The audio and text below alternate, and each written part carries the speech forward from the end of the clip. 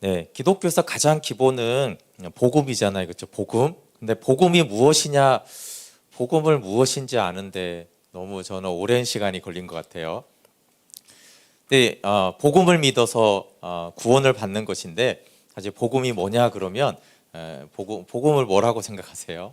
복음은 뭔가요? 어, 그걸 아는데 참 오래 걸렸어요. 복음은 예수 그리스도와 그의 메시아적 사역입니다.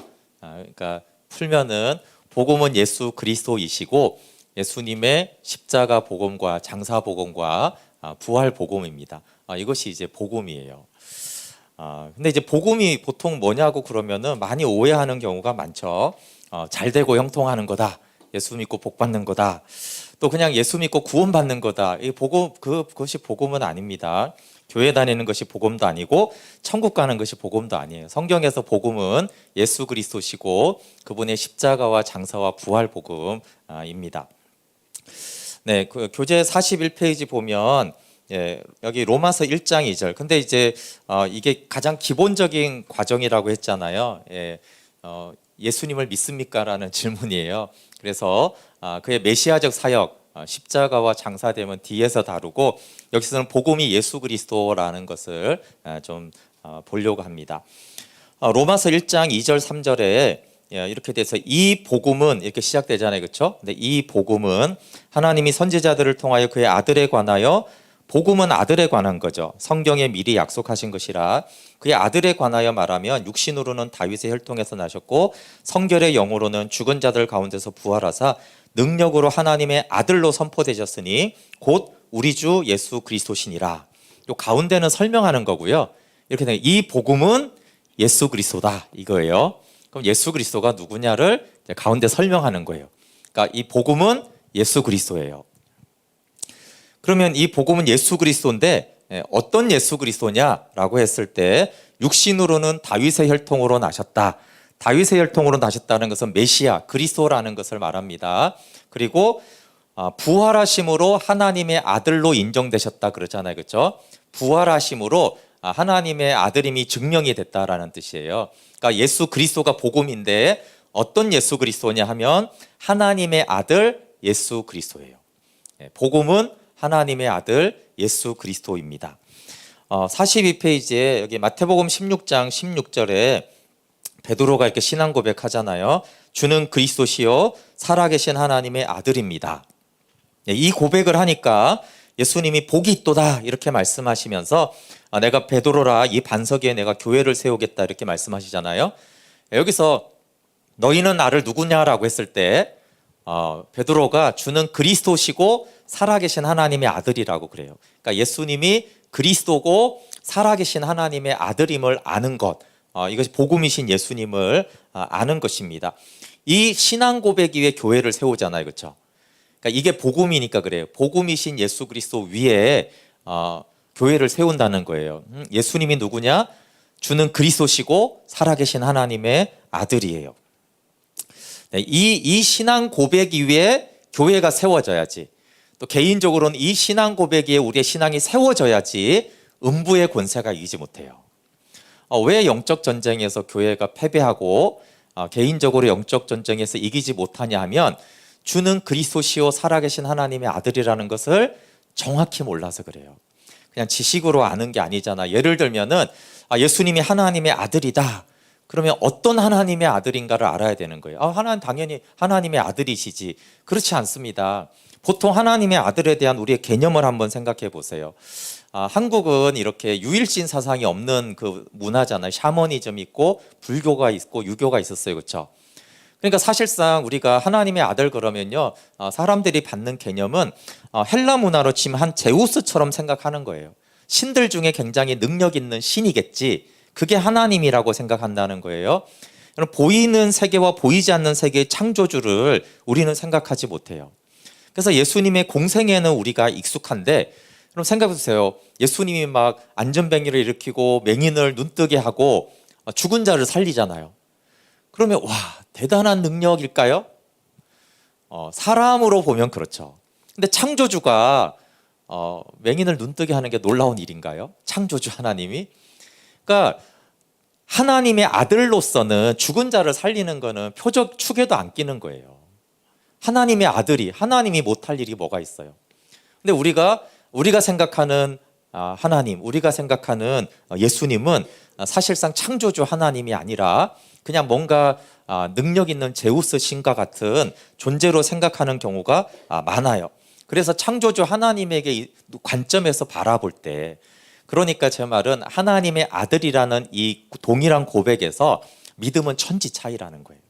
진짜 성경이 말하는 무소부재하신 유일하신 만물 위에 영원하신 하나님이신 그 하나님의 아들이냐, 아니면 우리의 샤머니즘적인 종교성에서 뭔가 대단히 힘이 있는 신 정도로, 사실 그거는 귀신들의 수준인데 그렇게 알고 있느냐 하는 것이고, 조선시대 때 보세요. 이게 이제 권위에 따라서 다른데 실제적인 권위를 봅시다. 우리가 하나님의 아들을 어떻게 생각하는지.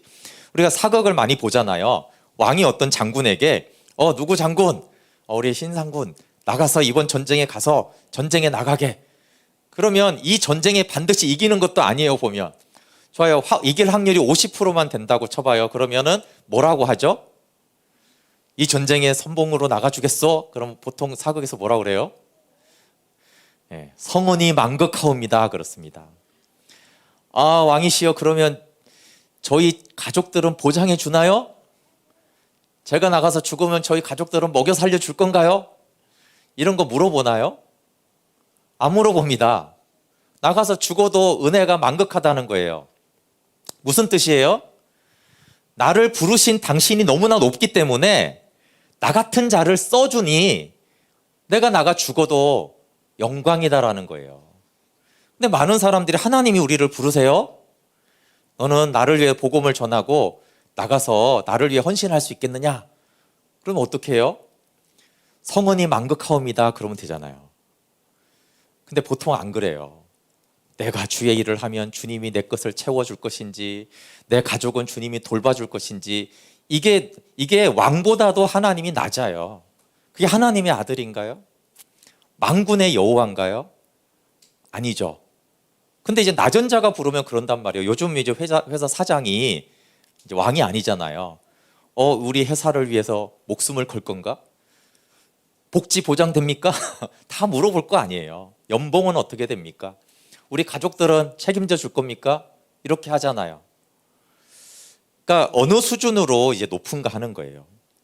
이 나를 부르신 분이 더 높고 높을수록 부름 자체가 영광스러운 거예요. 무슨 대우는 그 다음이에요. 그걸 따지지를 않습니다. 여러분, 이사야를 하나님이 불렀잖아요. 그때 이사야가 뭐라고 말합니까? 주님, 제가 선지자로 나서면은 주님 저희 가족들 책임져 줄 겁니까? 안 묻잖아요. 나를 보내소서. 그 자체가 감격스러운 거예요. 나 죽이지 않은 거고 나를 써주는 게 어디예요? 너무 높은 분은 써주는 것만 해도 감사한 거예요. 그러니까 옛날에는 선생님이 심부름 시키면 감사해서 했거든요. 높은 분이 불렀다 이거예요. 나를 거기 가서 뭐 가져오라고 그랬다는 거예요. 근데 요즘에는 이렇게 싫어하잖아요. 그러니까 선생님의 권위가 떨어지면 그렇단 말이에요. 그러니까 권위가 높은 분, 그러니까 하나님의 아들이다라고 하는데 하나님이 너 나를 위해서 이거를 할래라고 했을 때 막 이것저것 조건 따지고 귀찮아하는 거는 하나님의 아들의 권위가 아닌 거예요. 그분이 얼마나 높고 위대하며 영광스러운지를 아는지. 그러니까 지금 하나님의 아들이라고 믿는 것에도 제대로 믿는 것이 있고 우상처럼 미신처럼 예수님을 믿기도 한다라는 거예요. 그리고 예수님이 그리스도라고 했을 때 왕과 제사장과 선지자에게 이제 기름을 부었는데 왕만 한번 생각해 보세요, 여러분. 예수가 그리스도라고 했을 때 그리스도를 영접하는 것은 왕을 바꾸는 사건이에요. 근데 왕을 바꾸면 모든 일상이 변하게 돼 있어요. 그럼 조선과 고려의 변화가 뭐예요? 공민왕에서 이성계로 왕이 바뀐 거예요. 그러면 국토도 똑같고 국민도 똑같잖아요. 근데 왕이 바뀌면 고려와 조선은 모든 문화와 생태계가 달라져요. 자, 이게 왕 하나가 바뀌었는데 그렇단 말이에요.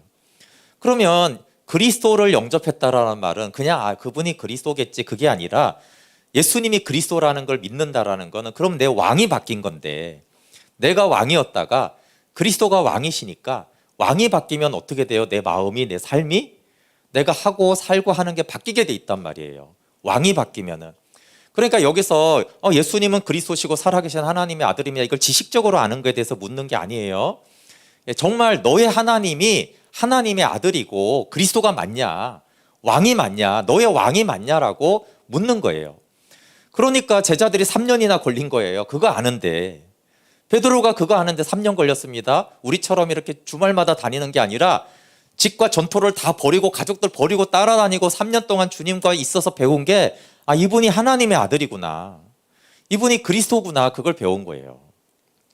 그러니까 복음은 예수님 하나님의 아들이고 그리스도이십니다, 이렇게 되뇌이는 것이 복음이 아니라 당신은 정말로 하나님의 아들이고 그리스도입니다, 이 신앙 고백이 복음을 믿는 거예요. 이게 복음인데 그 복음을 믿는 거란 말이에요. 예수님을 영접하면 내 마음에 왕이 바뀌기 때문에 하나님의 나라가 임합니다. 그래서 내가 예수님은 그리스도임을 안다라는 것은 예수님이 내 삶의 왕임을 아는 거예요. 우리 자신과 자녀가 하나님의 나라가 임할 때 삶이 바뀌어요. 그래서 왕으로 임할 때 하나님의 나라가 뭐예요? 하나님이 왕인 나라잖아요. 그 하나님의 나라가 의와 평강과 희락이라고 그랬는데 그것이 왕이 될 때 바뀌는 거예요. 그러니까 지식적인 그리스도가 아니라 내 삶에 그리스도가 될 때 내 안에 하나님의 나라가 임하는 것이죠. 네. 그러니까 복음을 믿는다라는 것은 지식이 아니라 그 하나님을 믿는 거예요. 그 예수님을 믿는 것이죠. 45페이지에 여기 보시면 로마서 1장 2절부터 4절을 요약하면 이 복음은 우리 주 예수 그리스도예요. 그래서 복음은 그리스도입니다.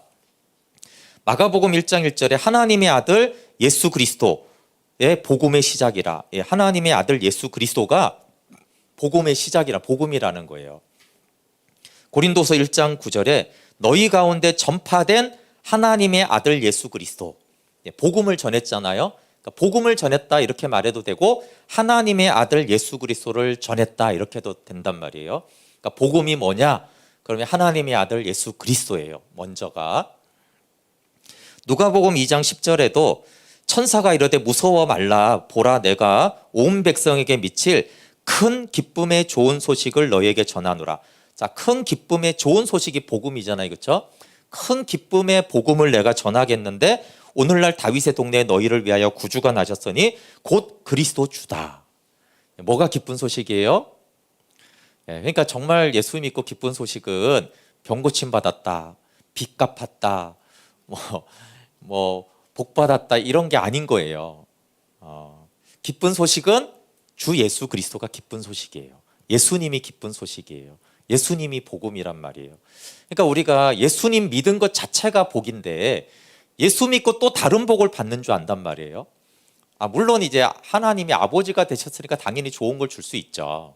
그러나 예수 그리스도 자체가 복음이고 예수 그리스도 자체가 복이고 예수 그리스도 자체를 믿는 것이 생명인 거예요.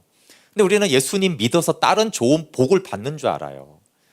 그게 복음인 줄 안단 말이에요. 그래서 물론 예수 믿고 병 고친 사람 많습니다. 예수 믿고 빚 갚은 사람 많아요. 그러면 이게 복음이 아니라 예수 그리스도가 복음이니까 복음이신 예수님 안에 그게 딸려온 거죠.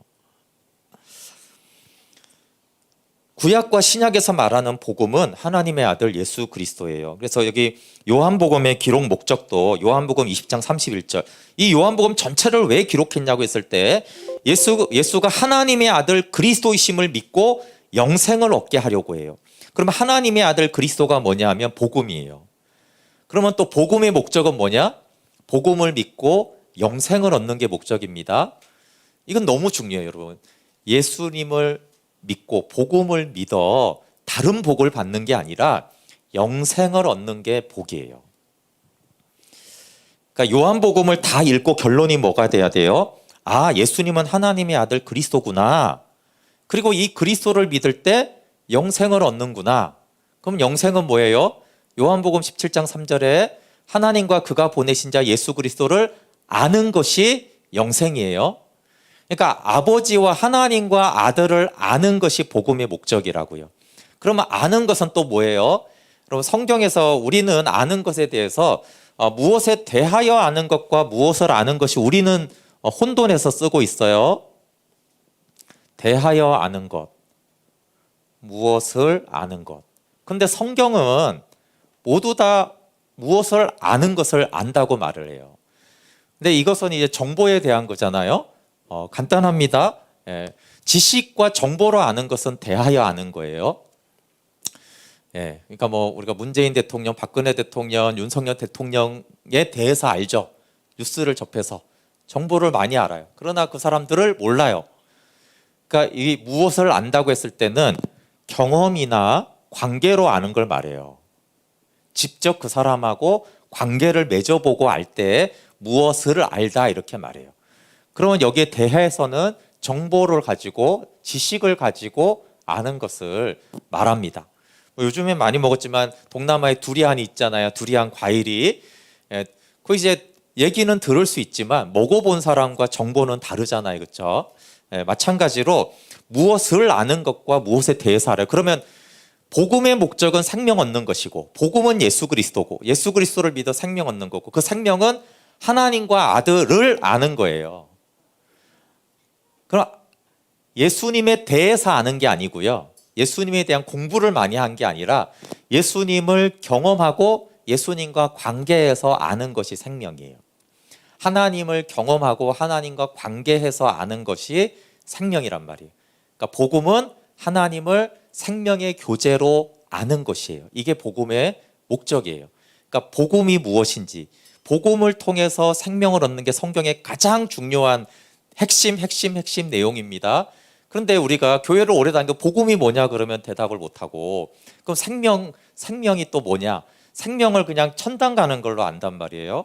생명은 요한복음에서 아버지와 아들을 아는 것이에요. 하나님과 교제하는 영생의 현재성을 생명이라고 한단 말이에요. 그러니까 가장 성경에 중요한 이런 기본 개념들을 우리가 모르고 예수님을 믿어요. 그래서 지금 질문이 뭐냐면 당신은 예수님을 믿습니까?예요. 복음을 믿고 예수 믿었으니까 그럼 복음이 뭡니까? 그거 알아야 되잖아요. 그 복음을 믿어 뭘 얻습니까? 생명을 얻습니다. 생명은 무엇입니까? 이게 너무나도 사실은 거의 뭐 유치원 수준에 해당하는 가장 기본적인 건데 사실은 수십 년을 다녀도 가장 기본적인 것을 몰라요. 당연히 또 그것도 대해서는 알 수도 없고 있지만 무엇을 아는 거, 복음을 알아야 되는 거, 생명을 알아야죠. 하나님과의 교제해야지 생명을 아는 거예요. 베드로는 이렇게 말했어요. 아까 말한 주는 그리스도시요 살아계신 하나님의 아들입니다. 마르다는 이렇게 말했어요. 주는 그리스도시요 하나님의 아들입니다. 이런 고백이 왜 중요해요? 이들이 복음을 알게 되었다라는 거예요. 이 신앙 고백들이 중요한 이유입니다. 바울은 교재 47페이지에 다메섹 회색 후에 예수 그리스도가 하나님의 아들이요 그리스도라고 사도행전 9장에 증거했어요. 사도행전 9장에 보시면 바울이 하나님의 아들 그리스도를 증거합니다. 그러니까 성경에 이렇게 나온 거지 하나님의 아들인 걸 증거하고 그리스도인 것을 전했어요. 그리고 바울이 최후까지 전한 복음이 사도행전 28장 23절인데요. 여기 보면 그들이 날짜를 정하고 그가 유숙하는 집에 많이 오니 바울이 아침부터 저녁까지 하루 종일 강론하여 뭘 전해요? 하나님의 나라를 전하고 하나님이 왕인 나라를 전하고 모세의 율법과 선지자의 말을 가지고 예수에 대하여 권하더라. 이것도 중요합니다. 율법과 선지자는 구약이잖아요. 구약으로 뭘 가르쳐요? 예수를 가르치는 거예요. 예수 그리스도를. 성경은 예수 그리스도를 증거합니다. 그러니까 예수님을 아는 것이 성경을 아는 목적이에요. 그리고 31절에 하나님의 나라를 전파하여 주 예수 그리스도에 관한 모든 것을 담대하게 거침없이 가르치니라. 하나님의 나라는 예수님이 왕으로 다스리는 나라고 예수님이 왕으로 통치하면은 어둠의 권세가 떠나가죠. 자연스럽게. 또 하나님의 나라를 증언하고 하나님 나라를 가져오신 예수님에 대해서 전했어요. 여러분 예수님을 높이고 예수님을 선포하면 하나님의 나라가 거기에 임합니다. 그리고 이제 복음이란 두 번째는 고린도전서 15장 3절부터 5절이에요. 그의 메시아적 행위 사역에 대해서 나오고 있어요. 책에는 지금 없는데요. 고린도전서 15장 3절부터 5절 아주 중요합니다. 사도들의 전성된 복음, 성경대로 그리스도께서 우리 죄를 위해 죽으시고 장사되고 사흘 만에 부활했다. 이 메시아적 행위가 복음입니다. 그래서 복음이란 무엇이냐 그러면 가장 성경적인 대답은 복음은 예수 그리스도이시고 그의 메시아적 사역입니다. 그 메시아적 사역에는 십자가 복음과 장사 복음과 부활 복음 세 가지가 있습니다. 네, 제가 이 20가지 질문을 한 이유가 있습니다. 이 20가지 질문은 튼튼하고 촘촘한 그물망과 같아요. 여러분, 구원의 투구라는 표현이 이제 에베소서에 있는데, 구원의 투구라고 했을 때 이 구원에 대해서 정말 좋은 투구를 가지고 있어야 되잖아요. 근데 이제 복음을 알 때 부분적으로 알면 이렇게 막 구멍이 나면 안 된단 말이에요. 구멍이. 사람들이 시험 들고 사탄은 어디만 공격하냐 하면요, 우리가 믿음 위에 서지 못한 부분만 공격해요. 그래서 우리가 시험에 계속 다른 종류로 시험에 드는 게 아니라 거의 같은 문제를 가지고 시험에 반복해서 들어요. 그래서 사단은 이 구멍난, 구원의 복음의 구멍난 부분이 보이면 거기만 계속 공격을 합니다. 그래서 1번부터 9번 질문은 뭐냐 하면 구원에 관한 가장 기초적인 질문이에요. 교회에서 자주 듣는 질문이에요. 제가 이제 대학 때 이걸로 이제 성경 공부를 했는데 1번부터 10번까지 이렇게 질문지를 나눠주고 했는데 이제 교회를 다 많이 다녔으니까 이게 다 네 이렇게 했어요. 근데 제가 이제 11번부터 다른 표현으로, 그러니까 교회에서 잘 사용하지 않는 단어와 표현으로, 그러나 성경에는 자주 나와 있는 표현으로 물어봤어요. 그랬더니 대답을 잘 못하는 거예요. 그래서 제가 좀 궁금했어요. 그러면 복음에 대해서 이게 세뇌된 것인가 깨달은 것인가? 수학을 풀 때 우리가 개념을 이해하고 있으면 문제를 다르게 내도 맞추게 돼 있거든요. 근데 공식의 개념은 이해하지 못하고 자주 나오는 교과서에 나오는 기본 문제만 이렇게 풀면은 그 문제는 맞추고 틀리잖아요. 이해되시죠? 제가 그래도 공학을 했으니까 그러면 수학에서 봤을 때는 그거 문제를 모르는 거거든요. 그러니까 복음에 대한 건데 많이 쓰던 용어를 가지고 물어보면 복음을 알고, 잘 쓰지는 않는데 성경에 너무나 많이 나오는 내용으로 물어보면 몰라요. 그럼 이게 복음을 아는 거예요, 모르는 거예요? 네, 복음을 잘 모르는 거죠.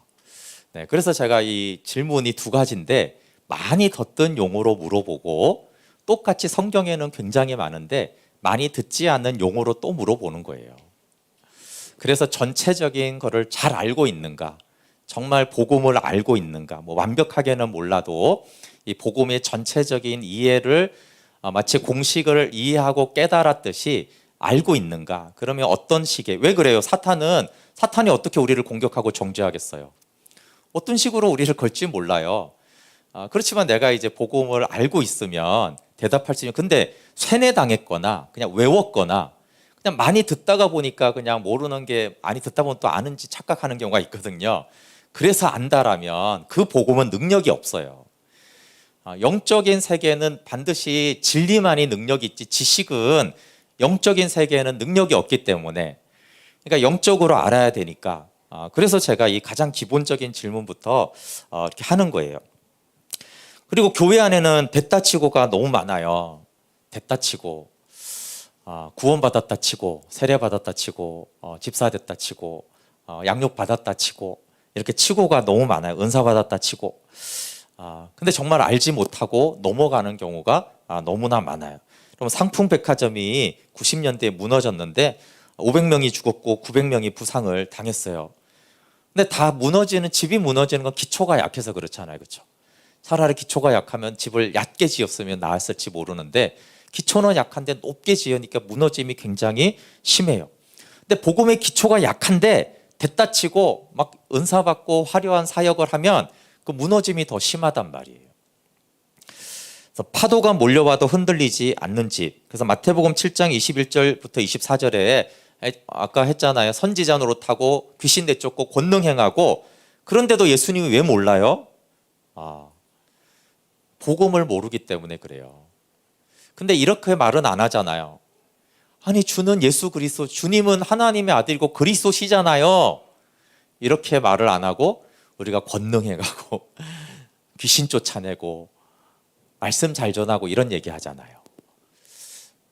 여러분, 이 신앙의 중심이 어디 있는가를 볼 수가 있는 거예요. 신앙의 중심이 반석 대신 예수 그리스도께 이 사람들이 있지 않고 결과와 효력과 능력에 있는 거예요. 그럼 주님이 모른다고 하실 수 있어요. 그래서 이 기초, 복음의 기초가 반석 위에 있는 집이어야 돼요. 그래서 하나님은 기초를 굉장히 중요하게 여기십니다. 아까 베드로의 예를 말했듯이 베드로가 알잖아요. 그 요한복음 21장에 반석 대신 예수님의 사랑, 예수님을 그 십자가를 알기 전에 수많은 표적과 이적을 경험하지만 베드로가 그 수많은 무리를 걷고 기적을 행하고 많은 표적에도 불구하고 베드로는 복음을 잘 몰랐어요. 그러니까 16장에 가서야 주는 그리스도시요 살아계신 하나님의 아들을 알고요. 마태복음 16장에 가서야, 그리고 맨 마지막에 가서야 십자가 복음과 부활을 알잖아요. 그러니까 베드로가 복음을 알고 사도가 되고 베드로가 됩니다. 근데 그는 그 전에 수많은 가르침도 들었고 표적과 능력도 경험했고 귀신도 내쫓고 권능도 행했지만 베드로는 복음을 몰랐어요. 그러니까 이게 얼마든지 가능하다고요. 표적을 경험하고 가르침을 받고 귀신도 내쫓지만 베드로가 복음을 몰랐다고요. 그리고 복음을 제대로 성령으로 알고 나서 베드로는 진짜 반석이 됩니다. 그래서 구분을 할 줄 알아야 돼요. 자, 마태복음 16장 주는 그리스도 살아계신 하나님의 아들인 것을 알기 전에 베드로는 복음을 잘 모르는 사람이에요. 예수님을 사랑하긴 해요. 그러나 복음의 반석에 서지 못했고 십자가와 부활, 예수 그리스도와 그의 메시아적 사역이잖아요. 그렇죠? 그러니까 십자가와 부활을 또 알기 전에는 복음의 반만 알았던 거예요. 그러니까 이 제자들이 복음을 알기까지 어떤 과정인지를 알게 되어지면 사복음서를 보면 복음이 놀라워요, 표적이 놀라워요? 복음이 놀라운 거예요. 요한복음은 시시때때로 계속 말해요. 표적이 아니라 복음이 놀라운 거다. 복음이 엄청난 소식이다. 근데 오늘날의 교회는 복음은 무시하고 표적에 놀라잖아요. 그렇지 않아요? 완전히 죽어가는 사람이 안전뱅이가 일어나면 우리는 놀라잖아요. 복음에는 안 놀라요. 복음에 놀라야죠. 요한복음 읽어보세요. 예수님이 표적은 계속 깎아세요. 그 표적은 별거 아니야. 내가 생명의 떡이야. 오병이어가 얼마나 놀라운 표적인 줄 아세요? 대단한 거예요. 근데 예수님이 한 번도 오병이어 표적을 자랑하지 않아요. 계속 내가 복음이야. 나를 먹어야 돼. 이걸 계속 강조하죠. 그러니까 성경의 강조점과 우리의 신앙의 현실의 강조점이 달라요. 성경은 복음을 강조하고 복음이 놀랍고 복음이 엄청난 소식이다. 우리는 복음 때문에 까무라져서 죽을 정도로 엄청나게 이게 기쁜 소식이다. 근데 우리는 다른 걸 자꾸 구한단 말이에요. 다른 걸 구하는 것이 틀린 건 아니지만 뭐가 더 중요한가에 대한 것이고, 정말 베드로가 베드로 된 것은 복음 때문이지 그가 경험한 수많은 표적과 가르침 때문이 아니라는 거예요. 그래서 교회의 기초는 주는 그리스도시요 살아계신 하나님의 아들이에요. 이 복음밖에 없어요. 그러니까 우리의 신앙의 기초는 뭐라고요? 복음이라고요. 다시 말하자면 왜 구원받았습니까? 병 나았습니다. 기적이 일어났습니다. 귀신이 떠나갔습니다. 거기를 기초로 신앙이 서면 어떻게 된다고요? 거기에는 교회를 세운 적이 없어요. 오직 주는 그리스도의 살아계신 하나님의 아들이라는 이 복음 위에만 교회를 세웠단 말이에요. 그래야지 무너지지 않는 집이 되는 거예요. 근데 이 복음이 너무 간과되고 있고 이 복음을 경험한 것은 엄청난 사실인데 그거는 됐고 뭐 죽은 자가 살아나면 그것은 큰일이고 우리가 이렇게 막 부러워하고 이런단 말이에요. 여러분, 예수님이 복음인 것을 아는 것이 가장 부러운 거예요. 무리를 걷는 베드로보다 이 고백했을 때 보세요. 예수님이 언제 베드로를 칭찬한 적이 있는지요. 표적 경험하고 예수님이 칭찬한 사람이 없어요. 잘 믿었다 이런 경우는 있죠. 근데 그건 가장 기본적인 거고, 야 진짜 네 믿음 대단하다, 그렇지 않아요. 복음이 중요합니다. 그래서 우리도 반석 대신 예수 그리스도를 그 위에 서야 돼요. 그래서 복음은 제자훈련 1단계가 아니에요. 이걸 때문에 이걸 하는 거예요. 많은 경우 복음은 제자훈련 1단계 졸업, 그 다음에 뭐 있나요? 말씀, 기도 뭐 하고. 아니에요. 복음이 시작이고 마침이에요. 복음이 신앙의 시작이고 마지막 날 가장 믿음이 성숙했을 때 복음을 아는 거예요. 그럼 사도 바울이 노후에 노년에 고백한 건 다 복음에 대한 고백이에요. 내가 권능 행했다 이런 얘기 안 한단 말이에요. 예, 그리스도를 알기 위해 나는 그리스도의 고난에 참여하고 그의 부활에 이르려고 그의 십자가와 고난을 알려고 한다. 죽으심을 본받는다. 다 복음에 대해서 알고 싶어 했단 말이에요. 왜냐하면 복음이 끝이라서 그래요. 예, 그것이 모든 믿음의 선진들이 알고자 했던 건 예수 그리스도. 예수 그리스도가 복음이니까, 예수님을 아는 게 전부니까.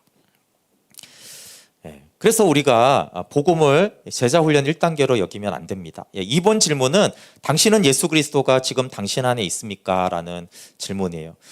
여기에 많은 분들이 질문에 다 예스라고 제가 옛날에 이렇게 설문을 했을 때 그랬어요. 너무 감사해요. 사실은 굉장히 이해하기 어려운 진리인데 이걸 믿어서 너무 감사해요. 왜냐하면 그냥 그냥 영적인 거 아니고 논리적으로 당신은 예수 그리스도 안에 있습니까? 그러면 아니에요. 이런 사람이 많았어요. 근데 보세요. 예수님은 하나님이시잖아요. 하나님 안에 내가 있어요. 이게 뭐 논리적으로 어려운 건 아니잖아요.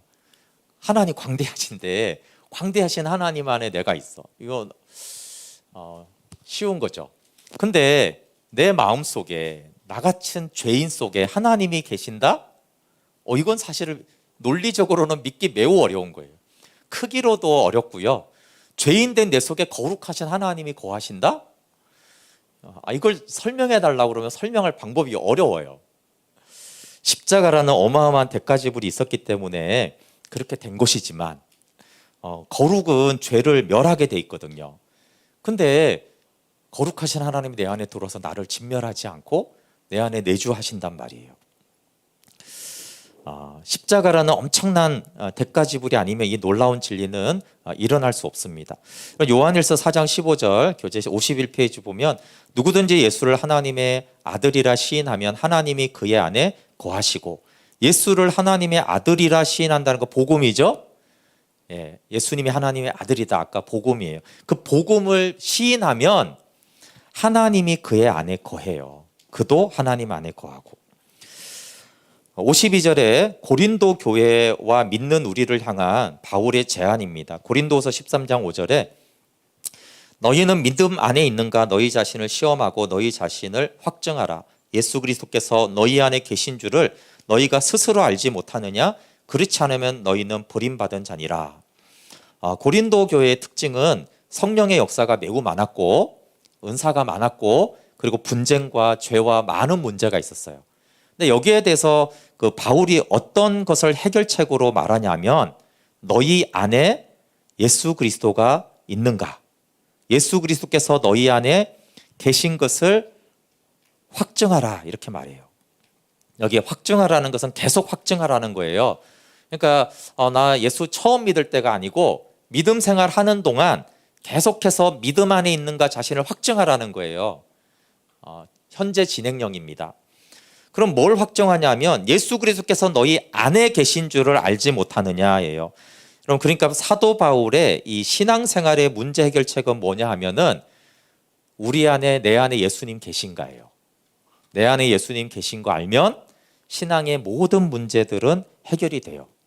은사 문제든 가르침의 문제든 신비의 문제든 그게 다 내 안에 계신 예수 그리스도가 알면 다 해결이 됩니다.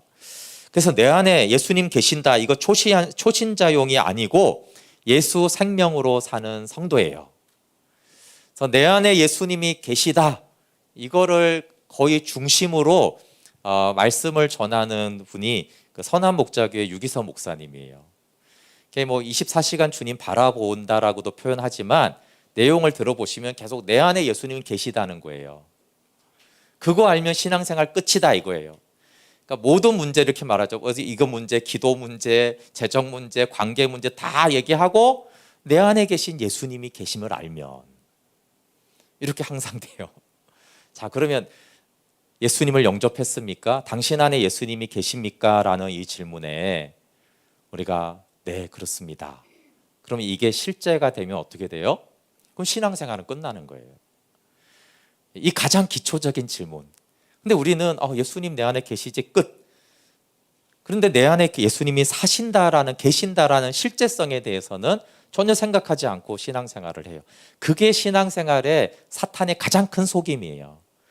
내 안에 예수님이 내가 영접해서 내 안에 계시는 그 예수님을 있음을 알고, 영생도 그렇습니다. 너희 안에 예수 그리스도가 계심을 알고, 이걸 요한이 굉장히 강조해요.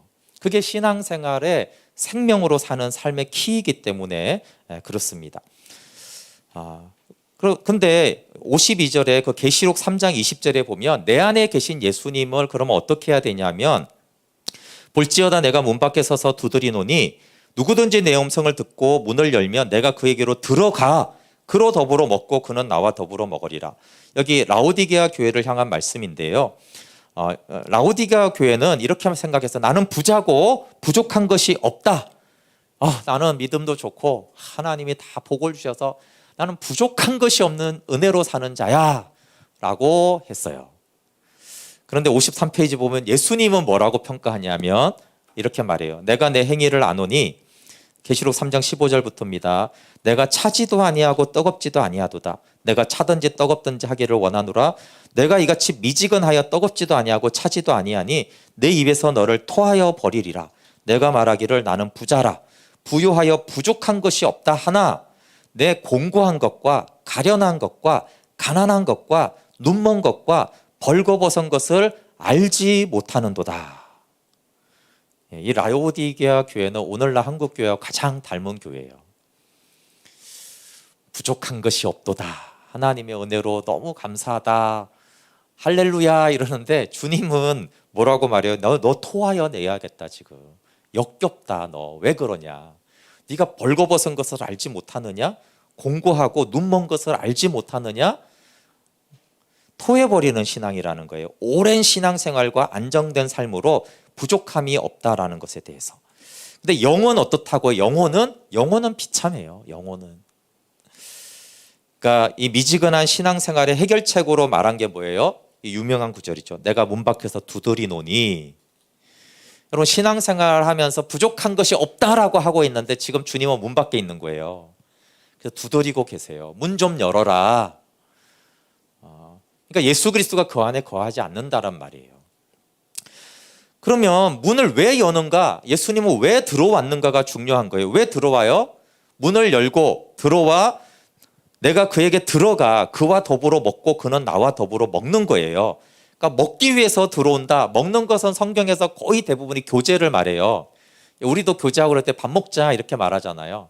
밥 먹자라고 하는 게 교제하자 이런 말이에요. 그러니까 성경에 먹자 이것은 교제하자 이런 거예요. 그러면 예수님이 내 안에 계시잖아요. 그럼 예수님이 계시는 게 끝이 아니라 왜 계신가를 물어봐야 되죠. 예수님이 왜 우리 마음속에 들어오셨을까요? 나와 더불어 먹고 살기 위해서요. 하루 3번 밥 같이 먹자. 가족관계, 친밀한 관계를 말하는 거예요. 이것이 쓴 책이 그 소책자인 내 마음 그리스도의 집이라는 책이죠. 예수님을 내 마음에 모셨는데 관계하고 교제하지는 않고 주님은 거실에 모셔다 놓고 혼자 외롭게 놔두고 나 혼자 뭐 하는 거. 여러분 우리가 금방 알 수 있어요. 자, 들어오게만 하고 들어온 목적을 이루지 않으면. 아까 10시에 이렇게 오셨잖아요. 자, 여러분 토요일 10시까지 복음중심교회로 오십시오. 여러분 10시에 딱 왔어요. 딱 오니까 잘 오셨습니다. 안녕히 가십시오. 그럼 어떻게 돼요? 여러분 여기를 이 예배당 문을 들어오는 게 목적이에요? 아니면 여기 들어온 목적이 따로 있는 거예요? 목적을 위해 들어왔죠. 그러니까 이렇게 말씀을 전하고 듣는 이유가 뭐예요? 들어온 목적이에요, 이게. 그럼 예수님은 문을 들어오는 게 목적이에요? 우리 안에 들어와 있는 게 목적이에요? 아니죠. 예수님 왜 들어왔어요? 나는 너하고 더불어 먹고 누리려고 들어왔다. 근데 우리가 예수님 들어오셨어요? 잘 가세요. 들어왔으면 됐지. 여러분 들어왔는데 방치하고 아무것도 안 해주고 간식도 안 주고 밥도 안 주고 그럼 어떻게 돼요? 왜 오라고 했냔 말이야. 짜증나잖아요 더. 그럼 예수님 왜 영접한 거예요? 아니 이게 너무 안타까운 게 예수님 영접만 하고 끝이에요. 예수님 왜 들어왔다고요? 더불어 먹고 교제 좀 하려고.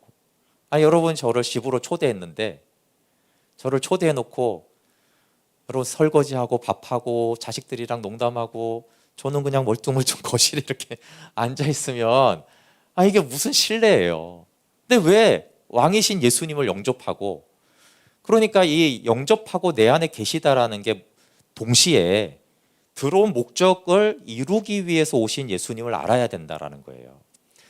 그럼 그분은 더불어 먹고 마시자라고 했으니까 주님과 교제해야 되는구나.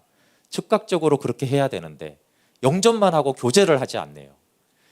아니, 예수님과 교제하라는 것이 영접할 때 해야 되는 건데 이게 10년, 20년, 30년이 돼도 주님과 교제를 안 해요.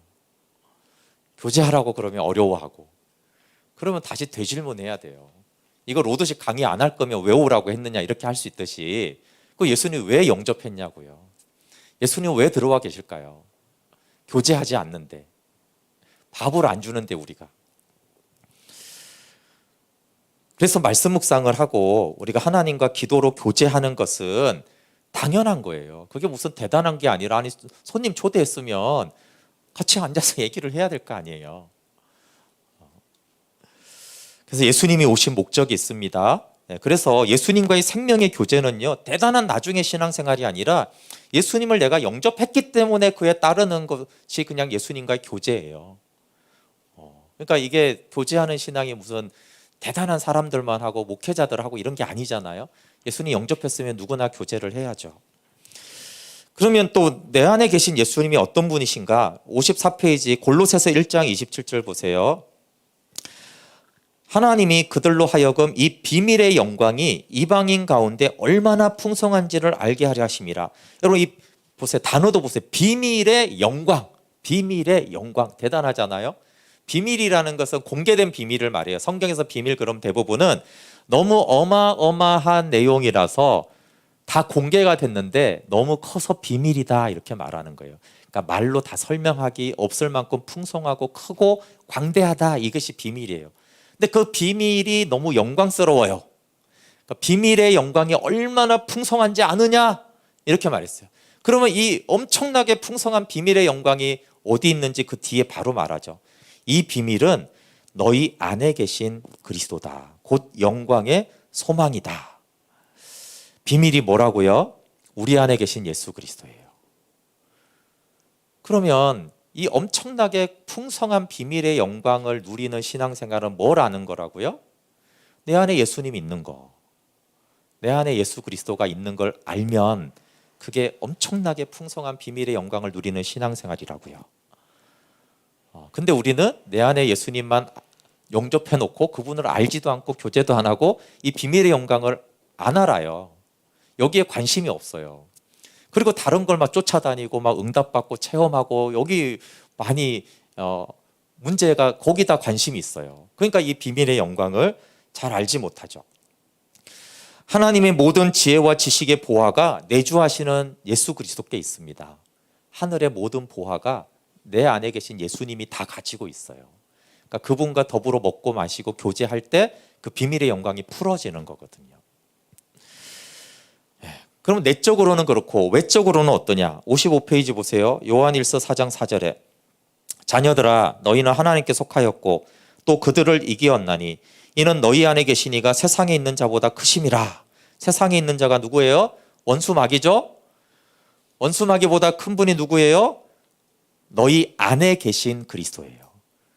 그럼 왜 영적 전쟁에서 우리가 지고 세상에서 지고 원수마귀와의 영적인 싸움에서 지느냐?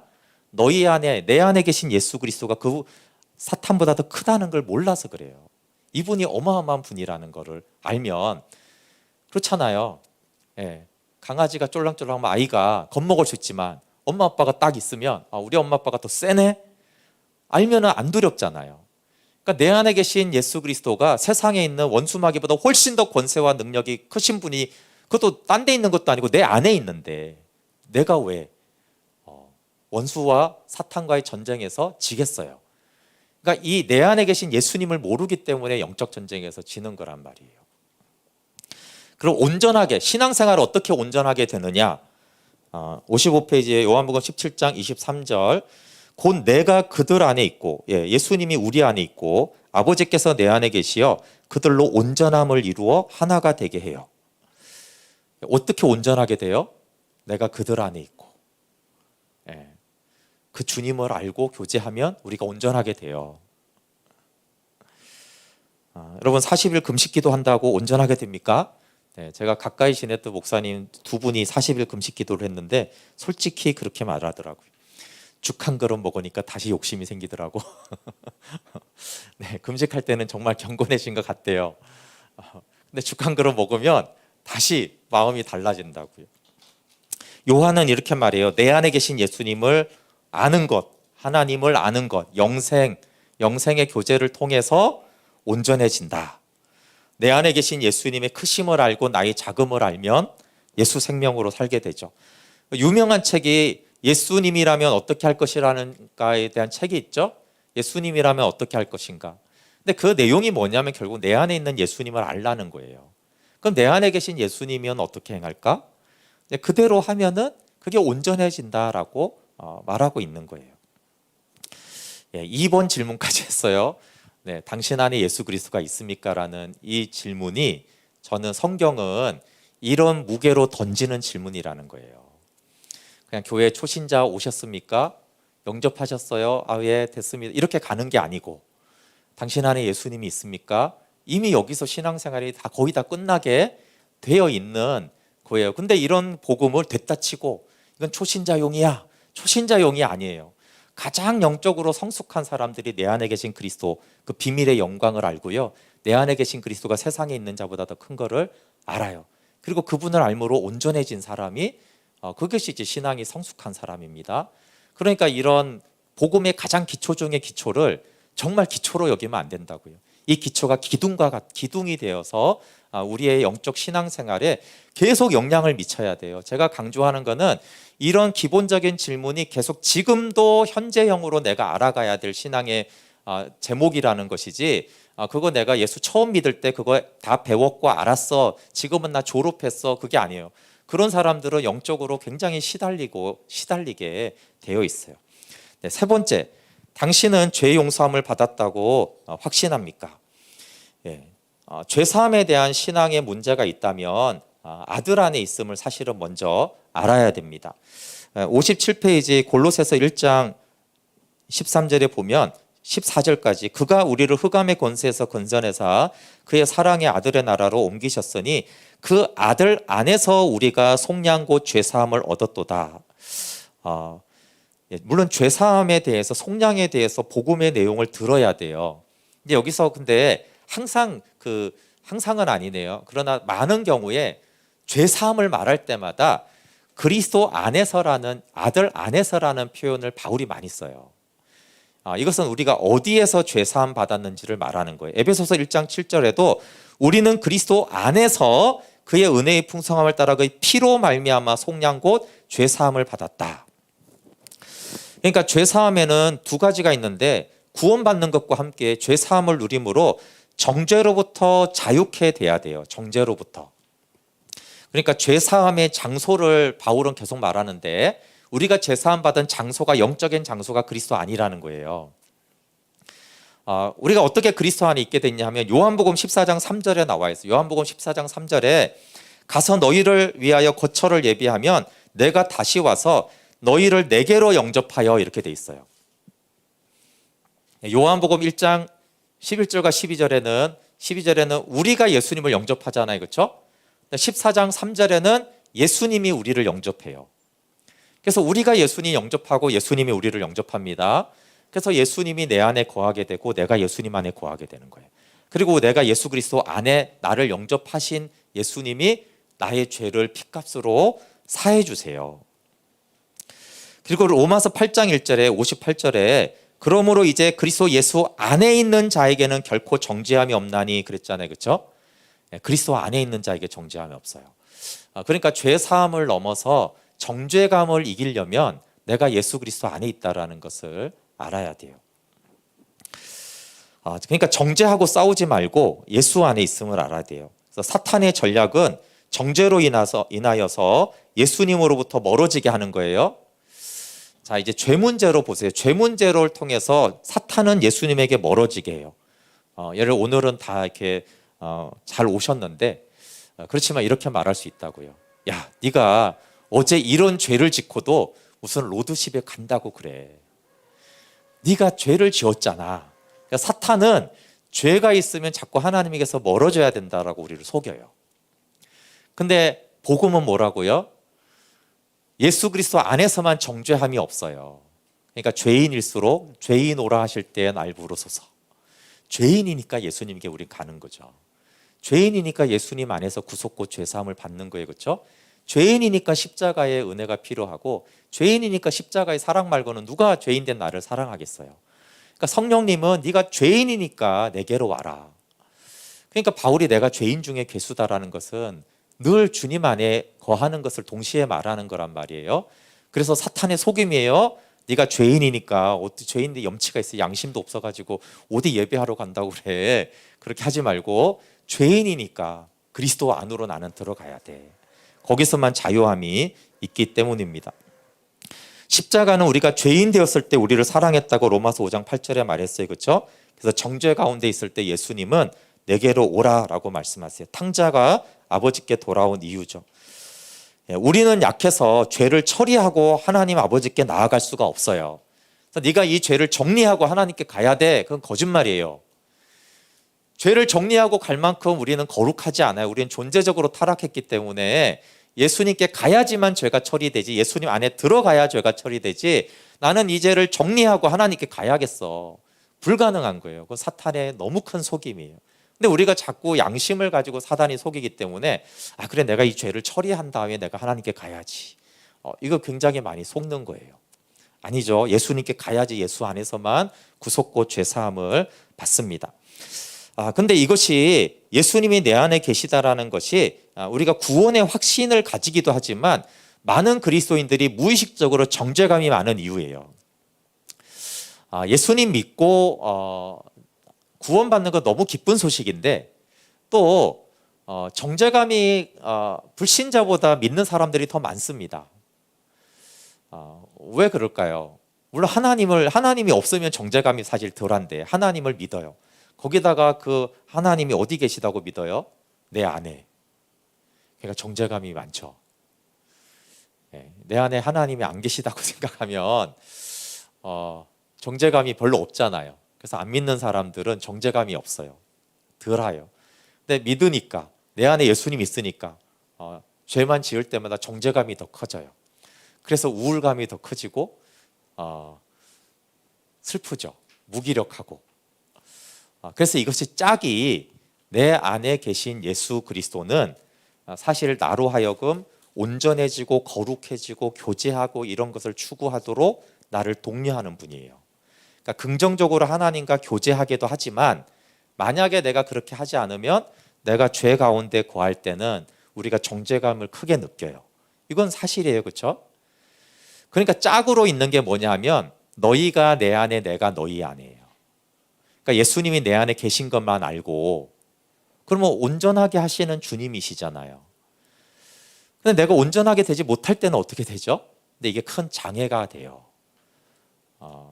그래서 크리스찬들의 그 정죄감과 우울함이 불신자보다 더 클 때가 많아요.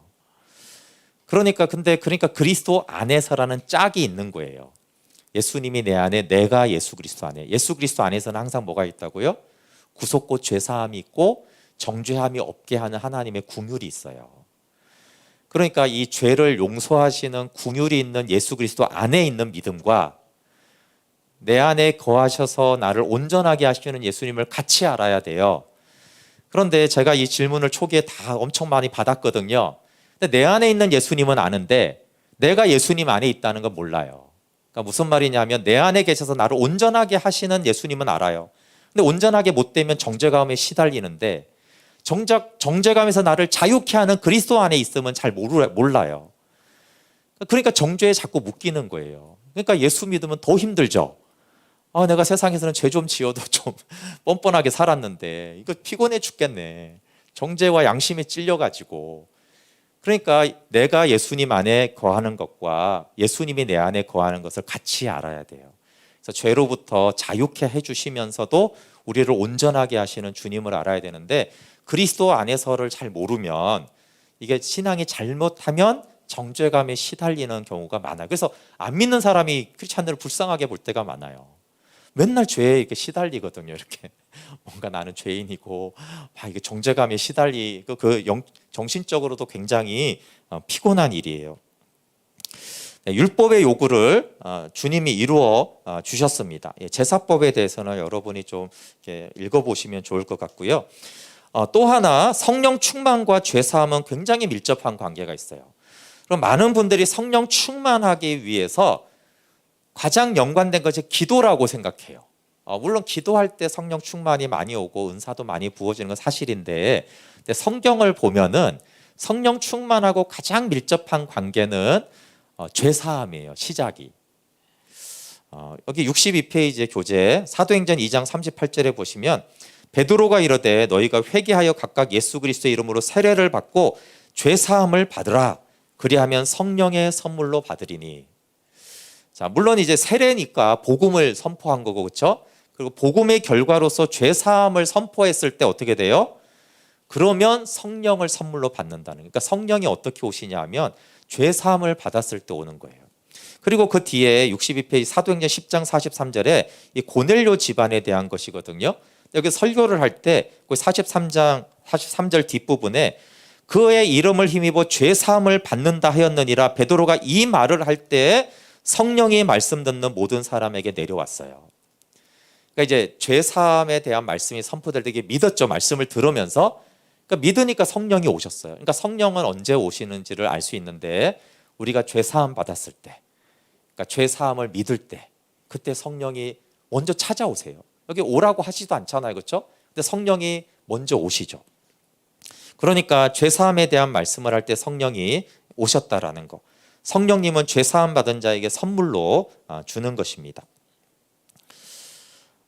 성령의 은사를 많이 경험했던 교회에 거기 64페이지에 고린도전서 3장 16절에 너희는 너희가 하나님의 성전인 것과 하나님의 성령이 너희 안에 계시는 것을 알지 못하느냐. 이것은 좀 우리로 하여금 생각하게 하는 거예요. 고린도 교회는 성령의 은사가 굉장히 많았던 교회거든요. 근데 성령의 은사가 많은데 성령이 너희 안에 계시는 것을 알지 못하느냐. 이 말은 무슨 말일까요? 은사가 많은데 이것은 내주하는 성령님에 대해서 말하는 거예요. 은사가 많다고 해서 내주하는 성령님을 잘 아는 건 아니에요. 그래서 너희는 은사만 많지 너희 안에 계신 성령님을 왜 모르느냐. 네, 4번 질문. 당신은 이제 하나님의 자녀가 되었습니까? 요한복음 1장 12절 65페이지 12절 13절 유명한 구절이죠. 한번 같이 읽어볼게요. 시작. 영접하는 자 곧 그 이름을 믿는 자들에게는 하나님의 자녀가 되는 권세를 주셨으니 이는 혈통으로나 육정으로나 사람의 뜻으로 나지 아니하고 오직 하나님께로부터 난 자들이니라.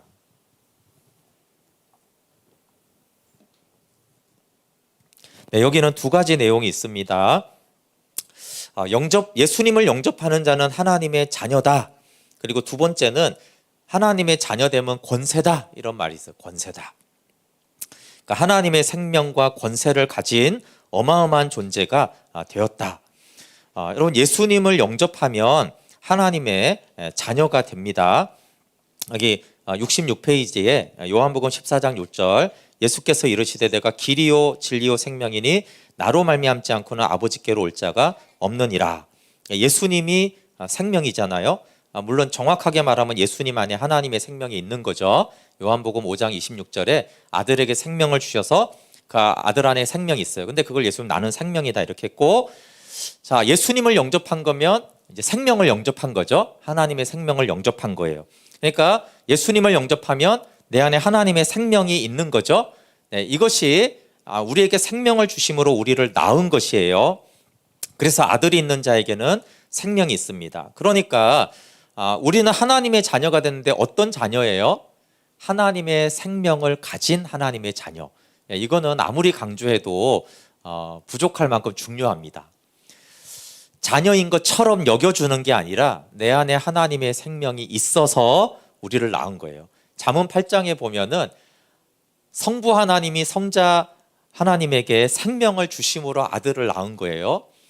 마찬가지로 우리에게 아들 안에 있는 생명을 주심으로 우리를 낳은 것입니다.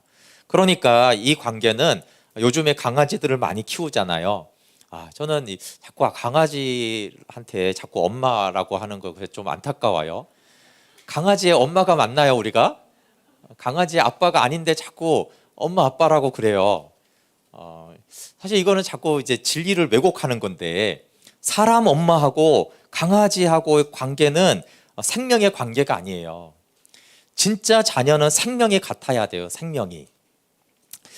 그러니까 강아지를 보면서 어떤 분들은 또 하나님을 묵상하는 경우도 있을 거예요. 아우, 강아지가 너무 귀여워. 아우, 너무 사랑스럽고 귀엽구나.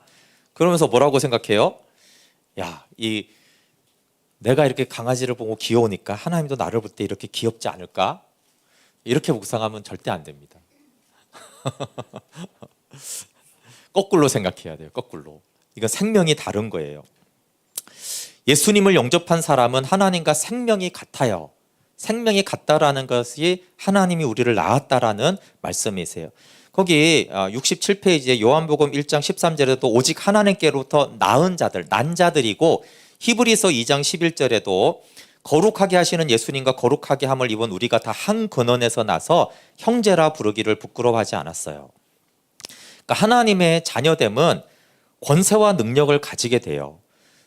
여러분, 강아지로 우리가 생각을 하면 큰 문제가 생기는데, 강아지를 이제 사람들이 굉장히 사랑하는 것 같지만 특권이 달라요. 강아지가 아무리 사랑해도 그거 강아지 집은 아니잖아요. 혹시 강아지한테도 집을 내준 사람들이 요즘 있나요? 우리 자녀들은 어떻게 해요? 생명이 같은 자녀들은 친구들한테 우리 엄마 아빠 집에 놀러 가자 이렇게 하나요? 야, 우리 집에 놀러 가자 이런단 말이에요. 생명이 같은 자녀는 부모께 누구 거예요? 부모께 내 거예요. 지금 혹시 가지고 있는 그 집이 애완견이나 고양이 건가요? 그렇지 않죠? 대부분은, 자 보세요. 강아지가 누릴 수 있는 것은 주인의 모든 것이 아니에요. 주인의 일부죠. 근데 자녀는 부모의 전부를 누려요. 집에서 못 가지고, 이거 내 집이라고 하고 냉장고에 있는 거 다 누구 거예요? 내 거죠? 자기가 사는 거 하나도 없지만 다 내 거예요.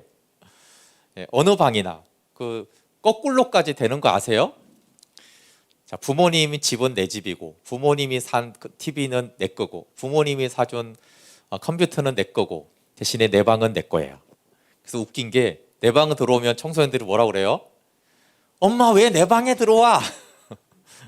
그 방 누구 거예요? 전세나 집 살 때 누구 돈으로 샀어요?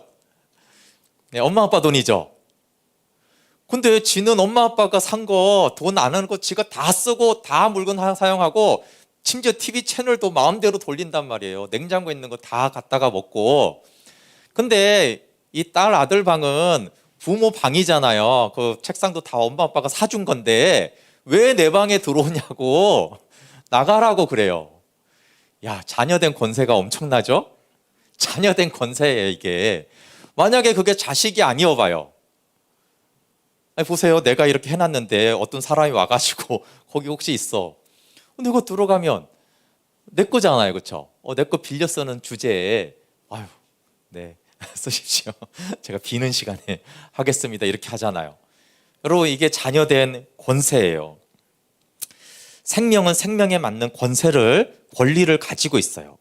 그리고 또 생명이 같다라는 것은 뭘 말하냐 하면, 하나님의 생명이 내 안에 있는 것은 권세와 능력이 달라요. 여러분, 모든 생명은 생명에 맞는 권세와 능력이 주어져요. 개미한테는 개미의 능력이 있고, 강아지의 생명에는 강아지 생명의 능력이 있어요. 근데 사람의 생명에는 사람의 능력이 있고, 하나님의 생명에는 하나님의 능력이 있어요. 그러니까 하나님의 생명을 가진 하나님의 자녀인 것을 아는 것이 너무나 중요한 것이, 아까 요한일서 5장 5절에 예수께서 하나님의 아들이심을 믿는 자가 아니면 세상을 이기는 자가 누구냐 이래요. 자, 예수께서 하나님의 아들을 믿는 자가 아니면 세상을 이기는 자가 누구냐 질문을 했다는 건 뭐냐면, 하나님의 자녀는 당연히 세상을 이긴다는 거예요. 그러니까 하나님의 자녀는 당연히 영적 전쟁에서 승리한다라는 거예요. 그리고 영적 전쟁에 대해서 자녀됨과 이 가장 기본적인 질문, 당신은 하나님의 자녀가 되었습니까? 네, 그러잖아요. 그럼 하나님의 자녀가 되었다는 것을 정말로 믿고 알면 영적 전쟁에서 이길 수가 있어요. 근데 이 가장 기초적인 복음을 몰라서 영적 전쟁에서 지는 거예요. 예. 제가 예를 들면 군대에서 시간이 없어서 좀 짧게 하면 어쨌든 한 1년 6개월 정도 이제 정죄감에 많이 시달렸어요. 정죄감에. 왜냐하면 아까 말했잖아요. 크리스찬이기 때문에 군 생활하면서 짜증 나는데 그게 사실은 안 믿으면 다 이게 뒤에서 뒷담하고 하는 건데 이게 내가 예수 믿는 사람인데 이래도 되나 이것 때문에 굉장히 정죄감이 시달렸는데 근데 제가 이제 그 군대 가기 전에 뭐 영적 전쟁 강의도 듣고 중보기도하고 책도 읽고 이래가지고 이게 사탄의 정죄인 걸 아는데도 이상하게 정죄감을 벗어날 수가 없더라고요. 그래서 이게 저는 굉장히 괴로웠어요. 그냥 이렇게 간단하게 말하지만 아주 굉장히 시달렸거든요.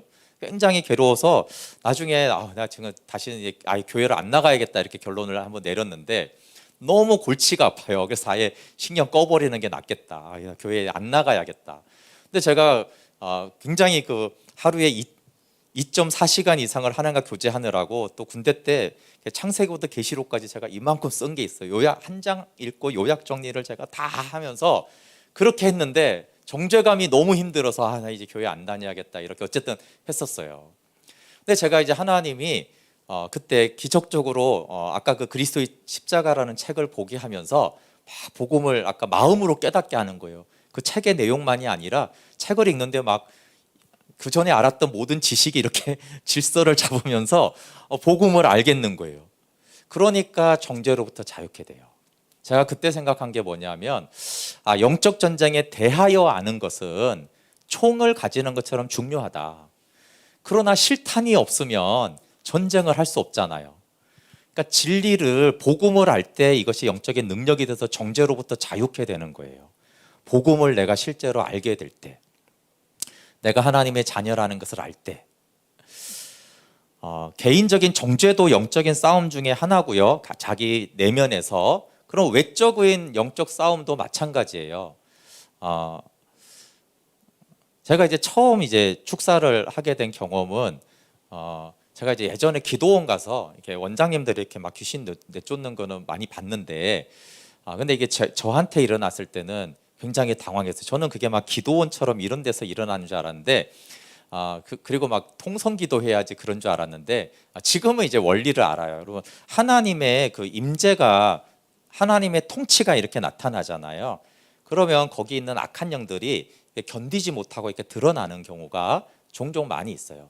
근데 그 청년 때였기 때문에 그 원리를 제가 이해하지 못했을 때 아니 조용하게 임재 기도를 하고 있는데 조용한 기도를 하는데 한 형제가 이렇게 완전히 이렇게 갑자기 뒤집어져서 의식이 사라지고 막 이렇게 했어요. 그래서 밤 12시였는데 막 한 8명 정도가 기도를 하고 있다가 엄청나게 막 기도를 3시간 동안 소리 지르면서 보혈 찬송하면서 막 예수 이름으로 떠나가라 이렇게 했는데 3시간 했는데 안 떠났어요. 근데 그 조용히 기도해도 3시간 힘든데 아시죠? 막 놀래가지고 막 엄청 소리 지르니까 이제 목이 쉬어가지고 목소리도 더 이상 나오지도 않고 막 지쳐가지고 3시간 동안 했는데 그리고 이제 5시에 새벽 기도가 있으면 빨리 오면 4시부터 사람들이 오거든요. 그러니까 이거 장로교 오니까 이거 갑자기 내가 죄진 것도 아닌데 이거 큰일 났다. 갑자기 이게 뭔가 잘못한 사람처럼 이게 왜 이러지? 사람들 오면 큰일 나는데 막 이상하게 그런 생각이 들었는데 막 3시쯤 이제 힘도 빠지고 이게 막 어떻게 해야 되지 이러는데 하나님이 제 마음속에 이러는 것 같았어요. 용호야 너 뭐하냐? 아니 하나님 뭐하냐뇨. 지금 하나님 왜 안 도와주세요 지금. 그랬는데 뭐하냐고 이렇게 말씀하는 것 같았어요. 근데 하나님의 말씀은 굉장히 짧은데 굉장히 많은 메시지가 이제 알아듣거든요 우리가. 이런 거예요. 너는 음파와 목소리 세기에 힘이 있다고 생각하느냐. 그리고 단순히 예수, 보혈 이런 단어 자체가 너는 영적인 무슨 힘이 있다고 믿느냐. 그런 건 영적인 권세가 나타나지 않는다. 너는 뭘로 지금 기도하고 있느냐. 근데 제가 이제 이해를 했죠.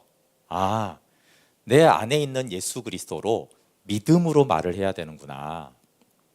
근데 이게 처음이고 갑자기 너무 이게 막 그러니까 사실 당황한 거예요, 솔직히. 당황하고 이거 큰일 났다. 이거 빨리 해결해야지. 이 생각 때문에 이게 막 이게 대하여러에 대한 정보가 먼저 오면서 막 했는데 이게 아닌 거예요. 그래서 제가 이제 기도를 멈췄어요. 잠깐만 우리 기도를 멈추자. 그리고 이걸 좀 나눴어요. 그리고 우리가 조용히 기도해도 된다. 다만 내 안에 계신 예수 그리스도로 믿음으로 해야 된다. 우리 안에 계신 이가 더 크시다. 그걸 믿어야지 막 소리 지른다고 되느냐. 그래서 그렇게 하고 기도하고 그리고 30분 정도도 안 돼서 완전히 좋아졌어요. 그 뒤로도 괜찮고. 근데 그 뒤로 뭐 제가 개척하기 전에 한 2년 3년 정도 수십 명 이렇게 축사 기도를 해보고 악한 영이 드러나는 것도 많이 보고 이렇게 했는데 여러분 하나님의 그 자녀가 내가 하나님의 자녀된 권세가 있다라는 것을 알면 악한 영을 축사할 수 있어요. 사람들은 제가 축사하는 걸 보고 무슨 은사가 있냐고 그래요. 저는 은사가 없습니다. 물론 은사로 축사하는 사람들이 있어요. 그런데 내가 하나님의 자녀고 내 안에 예수 그리스도가 계신 걸 알잖아요. 내가 하나님의 자녀인 권세가 있는 걸 알면은 그냥 그걸 믿음으로 말하면 돼요. 믿음으로. 근데 놀랍게도 저도 예전에 몰라서 그랬고 많은 믿는 사람들이요, 악한 영을 축사하는 거를 대단한 어떤 믿음을 가진 사람이라고 생각을 한단 말이에요. 잘못된 거예요. 하나님의 자녀면 예수가 하나님의 아들이신 자가 믿는 자가 아니면 세상을 이기는 자가 누구냐. 하나님을 믿는 자에게, 그리고 성경도 믿는 자에게 이런 권세를 주셨으니 뱀과 정갈을 밟으며, 여기 믿는 자에게 줬다고 그랬어요.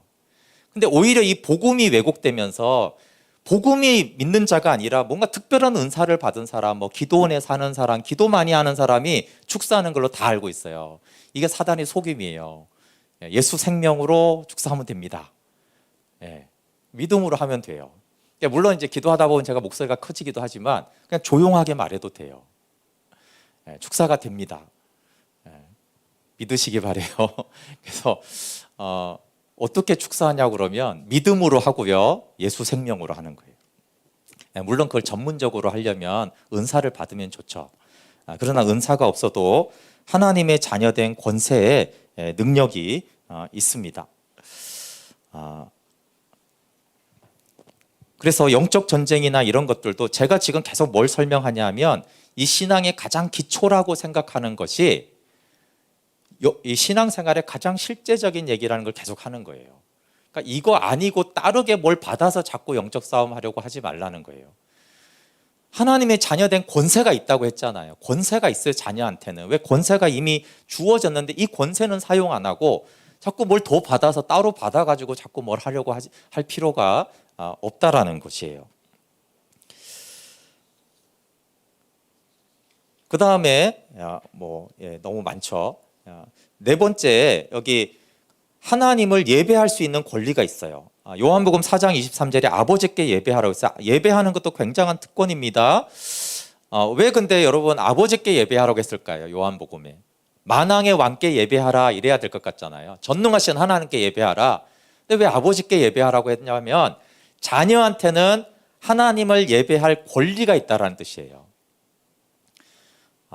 그럼 대통령 만날 수는 있지만 대통령 만나려면 절차가 엄청 복잡하겠죠. 잘 만나기도 힘들고. 그런데 자녀는 어때요? 자녀는 아무 때나 잠옷바람으로 아버지 시간만 있으면 언제든지 만날 수 있는 거예요. 그러니까 왜 아버지께 예배하라고 했냐? 물론 만왕의 왕이신 하나님께 예배하는 거지만 너는 어느 때나 언제나 하나님을 만날 수 있는 권리가 있다라고 말해주는 거예요. 자녀만 그런 권리가 있어요, 여러분. 장관 대단히 높은 사람도요, 국회의원도 아무 때나 가서 잠옷바람으로 대통령 못 만나요. 근데 자녀는 아무 때나 만나요. 아버지 시간 있어요? 지금 괜찮아. 그럼 들어갈게요. 비서실장 안 거쳐도 돼요. 그게 자녀예요. 하나님을 그렇게 만날 수 있는 권리가 주어졌다라는 거예요. 그렇게 하나님께 나오라는 거예요. 심지어 어떤 자녀도 아버지를 만날 수 있어요. 죄가 있는 자녀도. 탕자의 비유에서 말했듯이. 그럼 자녀가 아버지를 만나는 건 참 놀라운 일입니다. 아무리 뭐 계급이 높아도요, 대통령 눈밖에 나고 대통령이 봤을 때 죄가 있으면 대통령 만나기 어려워요. 근데 자녀는 죄인이어도 만나요. 그럼 자녀가 이렇게 학교에서 아니면 부모님 말을 안 들었다고 해서 집에 안 들어오면 괜찮아요? 아니죠? 말을 안 들어도 집에 들어와야 되고요. 심지어는 말을 안 들어도 죄책감 때문에, 자, 학교에서 이제 엄마 말 어겼어, 선생님 말 어겼어. 그래서 문을 딱 들어오자마자 이렇게 숙여가지고 자기 방으로 숨어서 들어가면 부모 마음이 아파요. 비록 사고 뭉치고 말썽꾸러기여도 엄마 아빠한테 오기를 부모는 원해요. 일단 와서 나중에 맞더라도, 나중에 혼나더라도, 얘기하다 보니 이놈이 그러더라도 일단 오기를 원해요. 이해 가시죠? 그게 아버지께 예배하라는 거예요. 근데 우리가 아버지께 잘 예배하지 않아요. 그래서 뭐 요즘 좀 뻔뻔해져서 덜한 것 같아요. 옛날 분들은 근데 교회 오면 저 구석에 가서 고개만 숙여요. 죄인이다 이거. 그러니까 아버지께 왔으면, 그래서 시편은 여호와께 감사함으로 그 문에 들어가면 이렇게 하는 거예요. 일단 내가 죄인이어도 회개해야 되죠. 또 맞을 땐 맞아야 돼. 그래도 일단 아버지 자녀잖아요. 일단 자녀는 일단 오는 거예요. 나중에 혼나더라도. 그래서 중간에 회개하는 거죠. 하여튼 하나님을 만날 수 있는 권리가 자녀만큼 더 있는 존재가 없어요. 어떤 존재도. 그래서 자녀된 권세가 있고요. 아까 말한 영적 전쟁에서 승리할 수 있는 권세가 있습니다. 그 74페이지에 마태복음 28장 8절, 하늘과 땅의 모든 권세를 내게 주셨으니, 이걸 너희에게도 주었다 이렇게 말하는 거잖아요. 요한복음 14장 12절에 내가 하는 일을 믿는 자도 할 것이고 그보다 큰 일도 하리니. 누가복음 10장 19절에 내가 너희에게 뱀과 정갈을 밟으며 원수의 모든 능력을 제어할 권능을 주었으니. 다시 말하자면 여기 제한을 두지 않았습니다. 믿는 자는 다 이런 권능이 있어요. 믿으시기 바래요. 요즘에는 저희 교회가 뭐 축사를 안 하지만 혹시 그런 일이 있으면 주로 이제 목사님을 찾아오는데, 다 할 수 있는데 자꾸 찾아오는 게 좀 안타까워요. 그냥 믿음으로 하면 되는데, 다 똑같은 것인데. 근데 이해는 하죠. 저도 옛날에 그걸 몰라가지고 무슨 은사자한테 가야 되는 줄을 알았어요. 그렇지 않아요. 복음을 알고 보면은 복음 안에 다 있는 것이에요. 그리고 성령님과 좋은 것을 받을 권리가 있습니다. 75페이지 누가복음 11장 13절에 너희가 악할지라도 좋은 것을 자식에게 줄 줄 알거든 하물며 너희 하늘아버지께서 구하는 자에게 성령을 주시지 않겠느냐. 이렇게 말하잖아요. 악한 자도 좋은 걸 주는데, 그러면 하나님이 너희 아버지면 아버지는 뭘 주겠느냐. 이게 자녀된 권리예요. 그렇죠? 자녀된 권리. 하나님이 좋은 걸 주시는구나. 그리고 끝없는 사랑을 받는 것이 자녀된 권리예요. 자, 그래서 내가 하나님의 자녀라는 것만 믿지 말고 자녀된 권리와 권세까지 믿어야 돼요. 그렇잖아요.